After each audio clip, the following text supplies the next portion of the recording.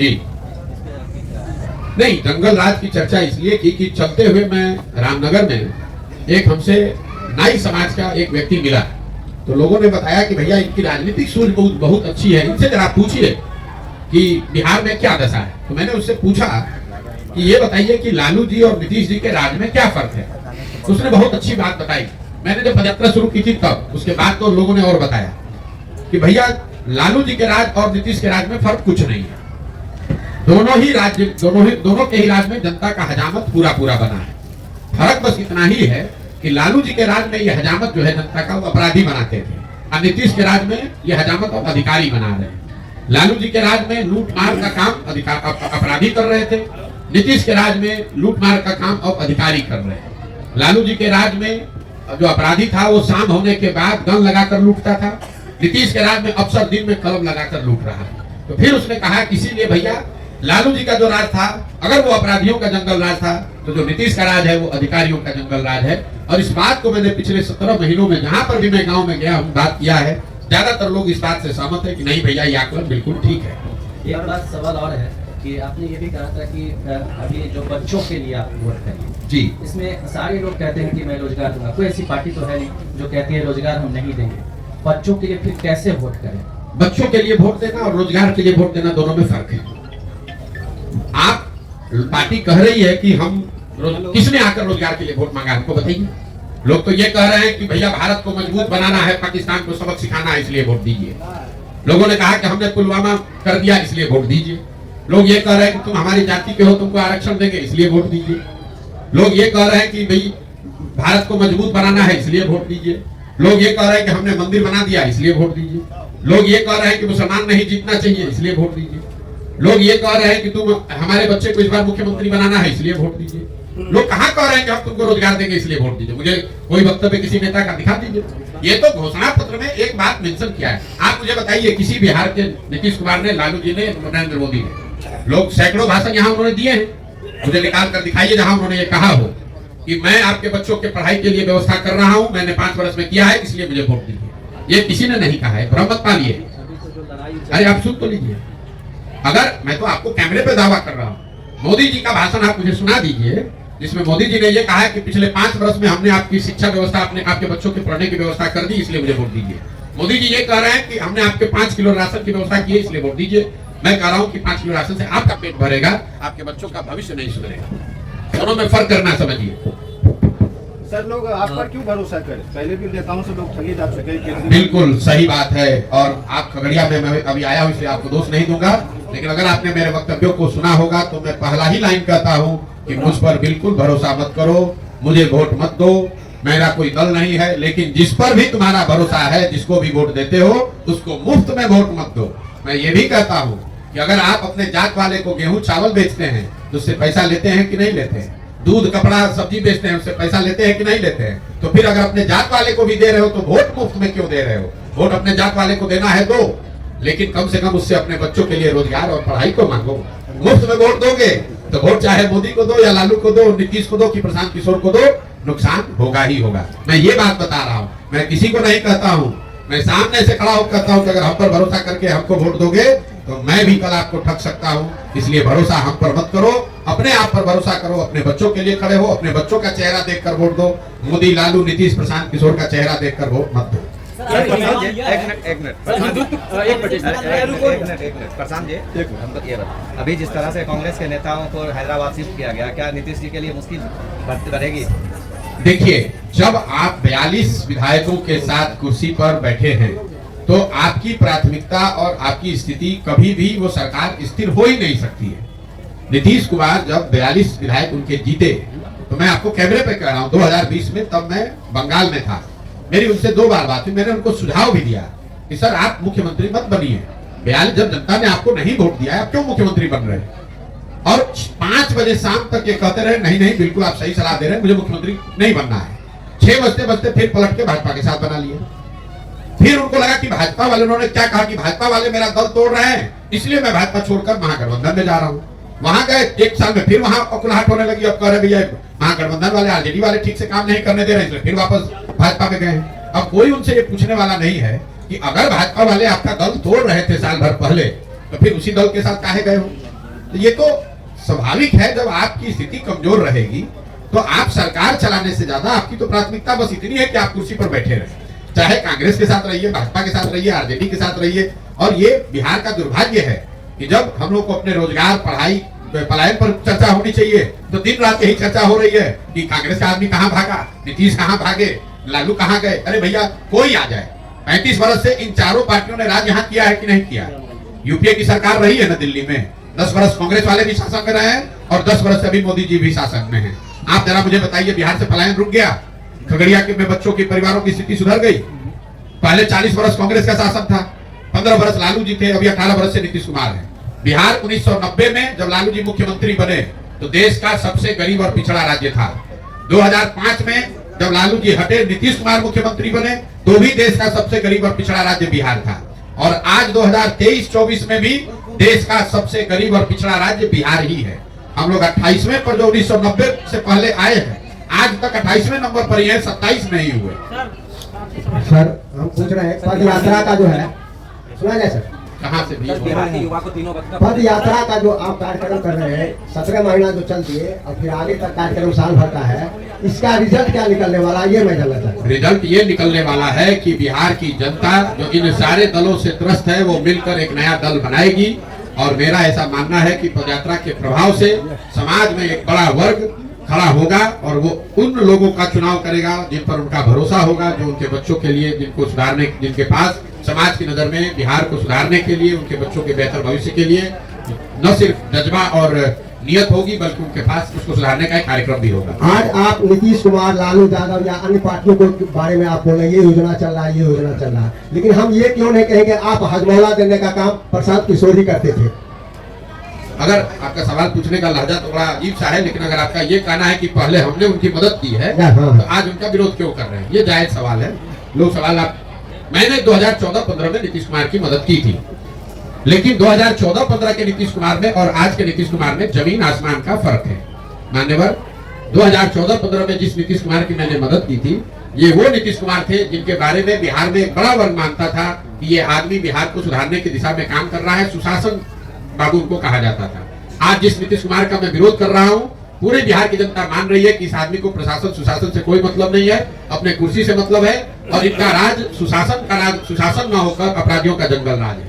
2014-15 में जिस नीतीश कुमार की मैंने मदद की थी वो नीतीश कुमार थे जिनका दल लोकसभा 2014 के चुनाव में नीतीश कुमार नहीं हारे थे, उनका दल हारा था। उनके पास 117 विधायक थे, लेकिन नीतीश कुमार ने राजनीतिक मोरालिटी के नाम पर पद से इस्तीफा दे दिया। आज जिस नीतीश कुमार का विरोध कर रहा हूँ वो नीतीश कुमार है जो चुनाव हार गए। 42 विधायक लेकर जुगाड़ लगाकर कभी भाजपा का हाथ पकड़कर कभी लालटेन पकड़कर कुर्सी पर चिपके हुए। और सबसे बढ़ के बात, जिस नीतीश कुमार की 14-15 में मैंने मदद की थी, मैं वो नीतीश कुमार को जानता था जो गैसल पश्चिम बंगाल में जब रेल दुर्घटना हुई जिसमें करीब 300 लोगों की मृत्यु हुई थी, उस रेल दुर्घटना के बाद नीतीश कुमार ने पद से, रेल मंत्री पद से इस्तीफा दे दिया। जब उन्होंने इस्तीफा दिया, वाजपेयी जी ने इस्तीफा को स्वीकार नहीं किया, तो नीतीश बाबू ने बयान दिया था कि जब हमारे कुर्सी पर रहते हुए 300 लोगों की मृत्यु हो गई तो मैं इस कुर्सी पर कैसे बैठूंगा। मैंने उस नीतीश कुमार का मदद किया था। जिस नीतीश कुमार का विरोध कर रहा हूँ ये वो नीतीश कुमार है कि कोरोना काल में हजारों बिहार के बच्चे उनकी बलि चढ़ गई, उनकी दुखद मृत्यु हो गई, लाखों बच्चे मारे फिर रहे थे। कोरोना पूरे देश पर संकट था, लेकिन जितना बड़ा संकट बिहार के लोगों को, बिहार के बच्चों को झेलना पड़ा, उतना बड़ा संकट किसी पे नहीं आया। और उस दौर में नीतीश कुमार 1 महीने तक अपने घर से बाहर नहीं निकले, इसलिए उस नीतीश कुमार का विरोध कर रहा हूँ। और सबसे बड़ी बात जो आप अंत में समझ लीजिए, जिस लोकतंत्र में हम लोग रहते हैं, लोकतंत्र में 5 वर्ष में चुनाव होता है। क्यों? ये इसलिए होता है कि लोकतंत्र और संविधान आपको ये बताता है कि जिस दल और नेता, विचारधारा जिस पर भी आपका भरोसा है, आप उसके साथ खड़े होइए, उसकी मदद कीजिए, उसको वोट दीजिए।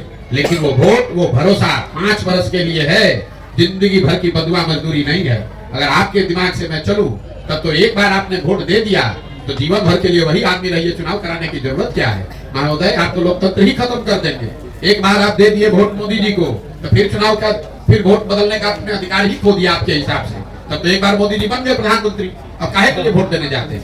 और अगर मोदी जी ने काम नहीं किया, आपने वोट दूसरे को दिया, तो इसका मतलब क्या धोखा कर रहे हैं? आप धोखा नहीं कर रहे हैं, ये नागरिक होने के नाते आपका कर्तव्य है। इसी से लोकतंत्र चलता है।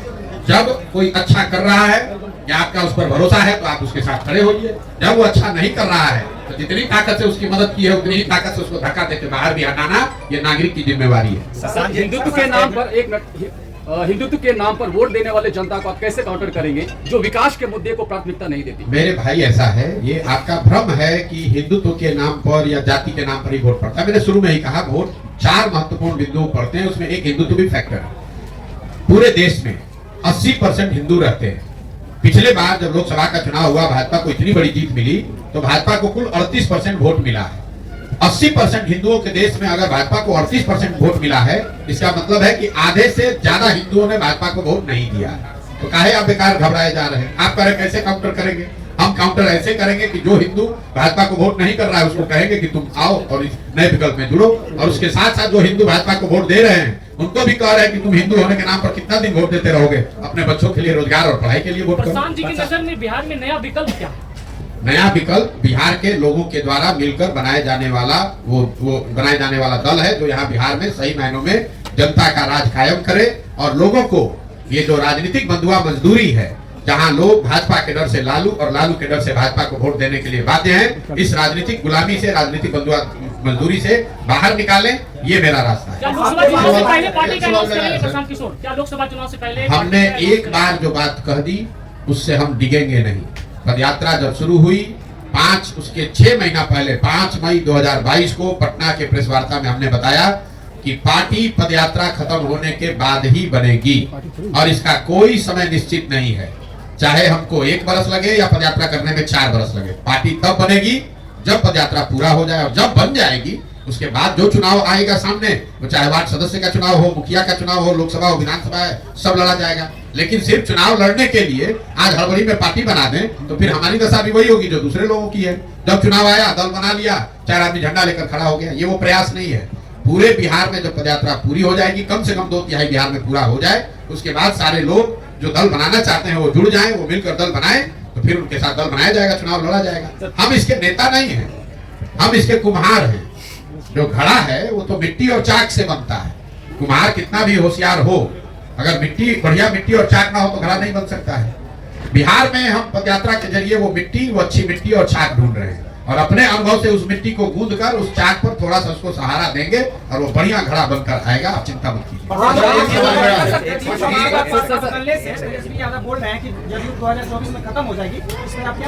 तेजस्वी यादव काहे पाला बदल के गए थे जदयू के साथ? भाई नीतीश कुमार पलटू राम है, ये तो पूरा बिहार का बच्चा बच्चा जानता है। लेकिन अभी जो हुआ उससे ये भी पता चला कि मोदी और अमित शाह भी उतने ही बड़े पलटू राम हैं। अभी तो अमित शाह ने आकर बिहार में आज से कुछ महीने पहले कहा कि भाई बिहार के एक आदमी कान खोलकर सुन लो, नीतीश कुमार के लिए भाजपा के दरवाजे हमेशा के लिए बंद हैं। और अभी मजाक क्या हो रहा है कि अमित शाह ने दरवाजा तो ठीक बंद किया, खाली उसमें छिटकिनी लगाना भूल गए, फिर पलट के नीतीश के साथ चले गए। तो अगर नीतीश कुमार आरजेडी से पलट कर भाजपा में गए तो भाजपा वाले भी तो पलट कर गए हैं। यही हाल तेजस्वी यादव का है। अभी साल भर पहले नीतीश कुमार को पलटू राम बता रहे थे, जैसे ही नीतीश कुमार ने उप मुख्यमंत्री बनाया तो उनको विकास का मसीहा बताने लगे। जब विपक्ष में थे तो उनको शराब में उनको माफियागिरी दिख रही थी।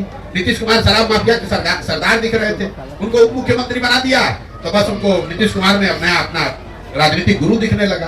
तो सिर्फ नीतीश कुमार पलटू राम नहीं है, नीतीश कुमार तो पलटू राम के सरदार हैं, लेकिन इसमें सब पलटू राम है। मुझे ये बताइए भाजपा के लोग, भैया भाजपा के सम्राट चौधरी क्या विशाख है? मैं अमित शाह की बात कर रहा हूँ। तब भाई नीतीश जी ने, मैं आपको एक और बात बताऊं, नीतीश जी ने विधानसभा में एक बड़ा वल्गर स्टेटमेंट दिया था महिलाओं को लेकर। प्रधानमंत्री मध्य प्रदेश में प्रचार कर रहे थे तो उन्होंने मध्य प्रदेश में महिलाओं को कहा कि जिस दल के लोग इस तरह की महिलाओं के बारे में टिप्पणी करते हैं उनको सजा मिलनी चाहिए कि नहीं मिलनी चाहिए। वही मोदी जी सजा के तौर पर नीतीश कुमार को बिहार की महिलाओं का मुख्यमंत्री बना दिए। देखिए ऐसा है, ये बिहार का दुर्भाग्य है। लालू नीतीश ने जो किया वो तो किया ही पिछले 30-35 वर्ष में, लेकिन कांग्रेस और भाजपा यहाँ इतनी बड़ी दोषी पार्टी है बिहार की बर्बादी के लिए। पहले 15 साल लालू जी को बिहार की जनता ने नहीं जिताया था। बिहार की जनता ने लालू जी को सिर्फ अकेले अपने दम पर 1 बार जिताया है। बाकी सारे समय 20-25 सांसदों के लालच में कांग्रेस ने लालू जी को बिहार में जो जंगल राज चलाया उसके लिए कांग्रेस भी उतनी ही जिम्मेवार है। तो जो काम कांग्रेस ने लालू जी के साथ किया वही काम भाजपा आज नीतीश के साथ कर रही है। नीतीश कुमार को यहाँ कुर्सी पर बैठाए रखो, बिहार की जनता चाहे जितना दिक्कत में पड़े अपना 30-35 सांसद यहाँ से जीत कर जाए और हम लोग दिल्ली में राज करते रहे। बिहार से 30-35 सांसद सबको चाहिए, लेकिन बिहारी कह के गाली भी सबको देना है। बिहार से वोट सबको चाहिए, लेकिन बिहार के बच्चों की चिंता किसी को नहीं करनी है। दिल्ली में बैठकर कोई कहे कि भाई बिहार का आदमी पलायन क्यों कर रहा है, तो वहाँ बिहारियों का मजाक उड़ाइए, कहिए ये सब तो जाति में बटा हुआ है, ये सब तो बड़ा अनपढ़ अशिक्षित है। बताइए राहुल गांधी यहाँ यात्रा करने आए हैं, अभी 1 महीना पहले जुमा अभी जिस आदमी को मुख्यमंत्री बने 2 हफ्ते नहीं हुआ, उस आदमी की इतनी कुवत है। भारत कांग्रेस का जो मुख्यमंत्री अभी बना है तेलंगाना में, कहता है कि बिहारियों का डीएनए है मजदूरी करने का, उसका इतना कुवत है। और वही राहुल गांधी आकर बिहार में वोट मांग रहे हैं। अगर हम लोग की कुवत मजदूरी करने की है तो हम लोग से वोट मांगने क्यों आ रहे हो भाई? तेलंगाना के वोट से ही बन जाओ देश के राजा। अगर मोदी जी को लगता है कि बिहार पिछड़ा है तो आप मुझे बताइए, वहां इन्वेस्टमेंट समिट होता है, लाखों करोड़ रुपए का इन्वेस्टमेंट होता है। आप पत्रकारिता करते हैं, 10 वर्ष से मोदी जी प्रधानमंत्री हैं, एक दिन बिहार की भी आ जाते। चलिए लाख करोड़ नहीं, 2-4 हजार करोड़ का ही एगो फैक्ट्री बिहार की में ही लगा देते। एक मोदी जी के लिए लोग कहता है भाई 16 घंटा काम करते हैं, तो एक 16 घंटा बिहार के लोगों के लिए भी निकालते कि भाई बैठो देखो कि बिहार की चीनी मिल कैसे चालू होगी। आपको क्या लगता है कि अगर भी मोदी जी आज किसी उद्योगपति को कह दें कि बिहार में चीनी मिल चालू करना है, तो किस उद्योगपति का हिम्मत है कह देगा कि नहीं करेंगे?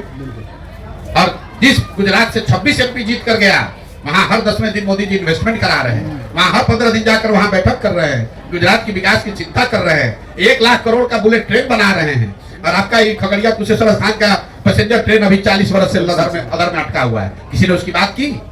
हम लोग 39 MP जिता कर भेजे। तो जब आपको हमको अपने चिंता नहीं है तो मोदी जी और राहुल जी का है आपका हमारा चिंता करेंगे? लालू नीतीश को लूटिए रहे, उसको तो बर्बाद किया ही, लेकिन वो गलती बिहार की जनता का शोषण इसलिए कर पा रहे हैं कि भाजपा और कांग्रेस इन लोगों की मदद कर रहे हैं। सर एक सवाल मेरा। किया गया, इसमें आप क्या कहेंगे?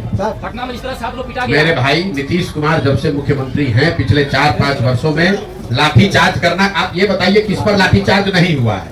आंगनवाड़ी वर्कर पर नहीं हुआ, कि शिक्षकों पर नहीं हुआ, कि मुखिया सरपंच पर नहीं हुआ? जो जाएगा उनसे मिलने अपना ग्रीवांस लेके उस पर लाठीचार्ज कराएंगे। पत्रकार पूछेंगे लाठीचार्ज हुआ तो नहीं आए?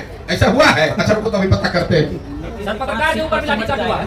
सर एक सवाल, पत्रकारों की समस्या पर भी आप बोले, सब समस्या पर कोई नहीं उठा रहा। पत्रकारों की दशा ये है कि आप पूरे समाज की समस्या लिख सकते हैं, बोल सकते हैं, अपनी समस्या नहीं बोल सकते हैं।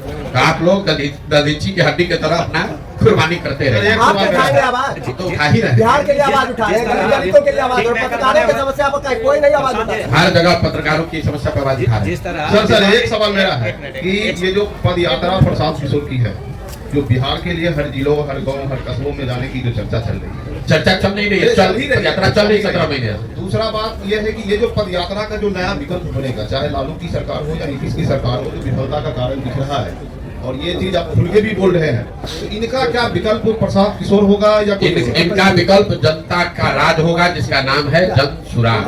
और वो विकल्प लालू नीतीश का नहीं है, वो विकल्प होगा बिहार की गरीबी का। हम लालू नीतीश को यहाँ हटाने नहीं आए हैं, हम यहाँ गरीबी को हटाने आए हैं। हमारी लड़ाई लालू नीतीश मोदी और राहुल गांधी से नहीं है, हमारी लड़ाई यहाँ की गरीबी और पिछड़ापन से। इनका कोई चेहरा साफ हुआ है? इनका कोई चेहरा निकला है क्या विकल्प? भैया ऐसा है कि दही आप जमाते हैं ना, दही में मक्खन है, आपको दिखता नहीं है, लेकिन जब उसी दही को आप मखते हैं तो उसमें बढ़िया सुंदर सफेद मक्खन निकल के आ जाता है। हमको पूरा समाज को मख लेने दीजिए बिहार को, अपने आप आपको मक्खन भी दिखेगा, और इसी समाज से वो निकला हुआ होगा, जो समाज की मदद से मक्खन निकलेगा, वही यहाँ की व्यवस्था करता है।